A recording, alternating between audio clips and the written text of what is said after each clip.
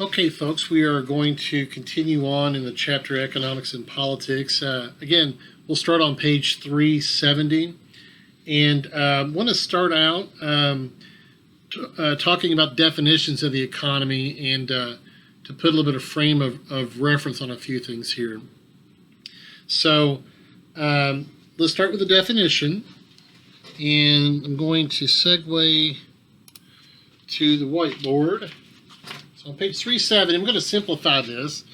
We want to think about the economy. See the definition: the social institution that that organizes a society's production, distribution, and consumption of goods and services. Right. So let's talk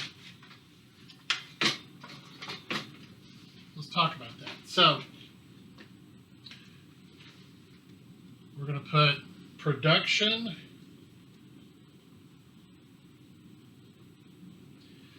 distribution, and consumption of goods and services. Now, something I did not mention in the last video, what we're going to do in looking at the social institution of the economy is focus on it as patterns of human behavior, right? That's what a social institution is, patterns of human behavior that are, significant in society, So we're not going to talk about the stock market, the rate of the dollar, those kinds of things. We want to think about the economy in terms of the social institution, the human behavior, the social component of the economy, okay? And kind of connect those two. And you'll see how we're going to do that more in this lecture here. So this is going to be a simplified definition, okay? This production, distribution, and consumption. I'm going to show you some work that I have done in grad school centered around this.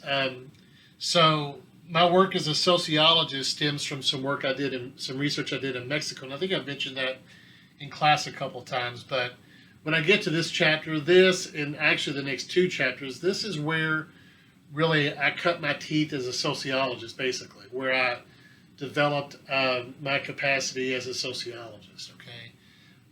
It's a little long ago when I did that research. It's been about 25 years ago or so, but I think you'll find it interesting, and I'll do that as a separate lecture here later on. But this is a simplified definition. And so what we want to start to think about is, what is the type of work that people do?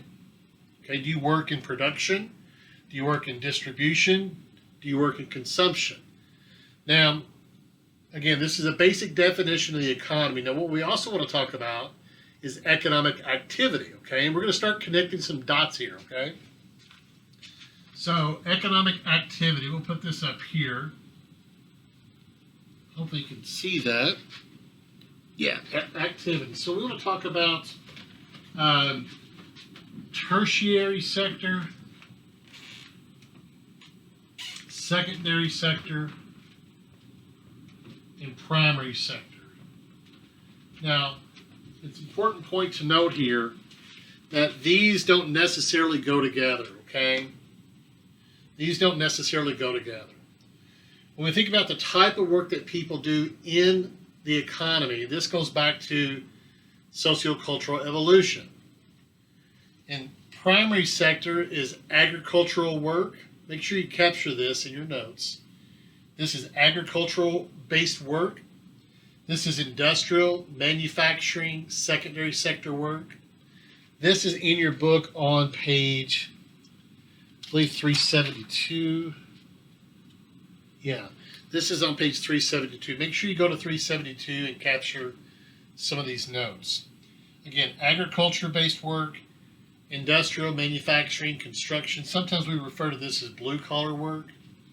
And then tertiary sector is service-oriented activity. And think of this as people working with people.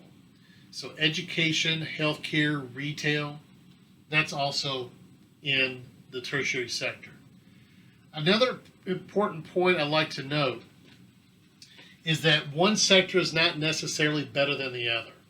So human societies were agricultural, and then this traces along that sociocultural evolution, diagram that we looked at. Humans then discover and innovate, because that's what humans do. They discover and innovate in terms of industrialization, and this became a critical part of the economy. And then more recent, we see the information age. Maybe digital technology could also, factor into this. Okay, and some of that is the tertiary sector. Okay. Now we're going to look at this, how it breaks out in the United States in just a moment. What I also want to draw to your attention, and we'll elaborate on this, is the different geographical significance of the economy. We don't just have a local economy. We have local, we have regional, we have state, we have national, and we have international or global. Now, what we're going to do, this is something I would used to do in class to kind of spell this out and draw these connections. Again, this is my background in sociology, but what I'm going to try to get you to think about, I'm probably doing an assignment on this. How do these things start to connect, right? So what I mean by not having exclusively a local economy, for example, one of the few places that people are going right now are grocery stores. Well, where does that food come from? It's not all from Owensboro. And so, there are lots of different dynamics here of economic activity. So, how far up does this go? Are there international dynamics? What percent of products at Walmart come from outside the United States? About 60%. And a lot of those are from where? China, right? So what happens when there is a global pandemic? So, the kinds of things that we're experiencing in Owensboro about being shut down, and even in the state of Kentucky about people staying at home, think about the magnitude, the economic impact of that, not just locally, but people are shut down all across the state, all across the United States, all across the world. This is, really something in the next year to 2 years that's going to play out. It's pretty significant. The economic impact, again, it's such an important part of our society, not just locally, but globally. And that's where we're moving into, right? The next chapter is global stratification. You'll see how these things connect. But again, part of what we're going to do is trace how these different types of economic activity, these different aspects of the economy, how they are significant locally, regionally, state, etc., right? Okay, so the next thing that we want to do is go back to the presentation, and let's look at this right here. Oh, not me. This right here. Okay? Now this is in your book. Let me tell you which page this is on. I believe it's towards the latter part. It's on page 378. Page 378. Now, what you're looking at here is, this is a really important chart, okay? As it looks at changes in the economy in the United States over time. So we're just looking at the United States right now. This is the percent of the total labor force, and the years are across the bottom. This is looking at the changing pattern of work in the United States. The changing pattern of work in the United States over the last 100 years. And you can see back in 1900, about 30%, actually, let me look at this here, about 40% of the population are working in agriculture. That's the green line. Do you see how these correspond to primary sector, secondary sector, and tertiary sector? Now, make sure you hold on for the rest of this lecture, okay? I think you'll find this interesting in terms of understanding the economy. It's not just a local, state, but an international thing. But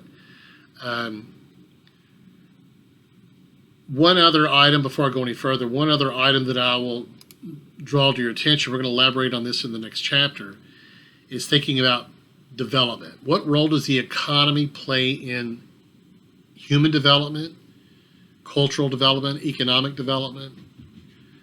Is economic development human development? Okay.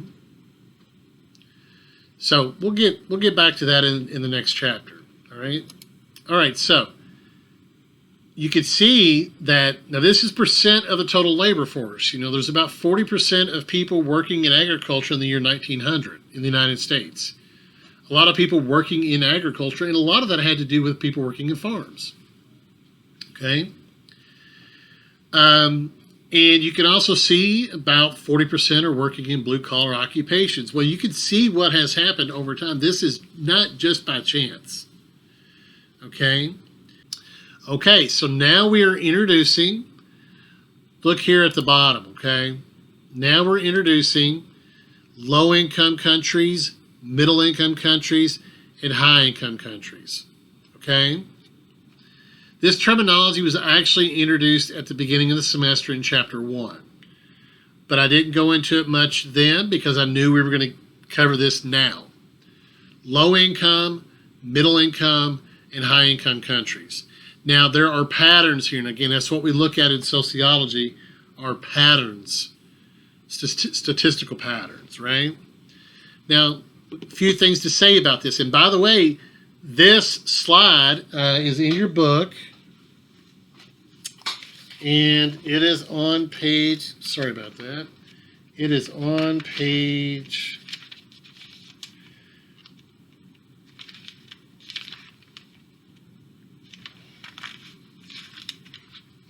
I think it's in this chapter.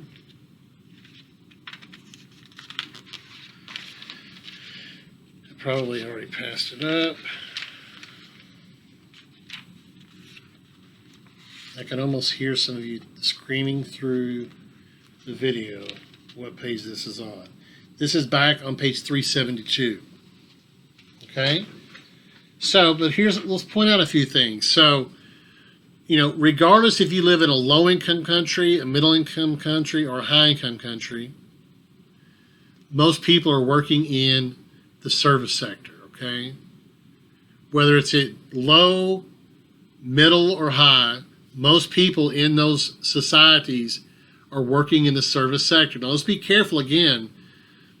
It doesn't necessarily mean that people make more money in the service sector, okay?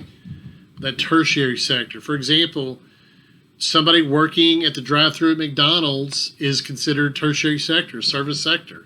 Somebody that's a brain surgeon is considered service sector as well. So be careful, not jump to conclusions that most people, or that everybody that works in the service sector makes more money than people that work in agriculture or the primary sector. That's not the case.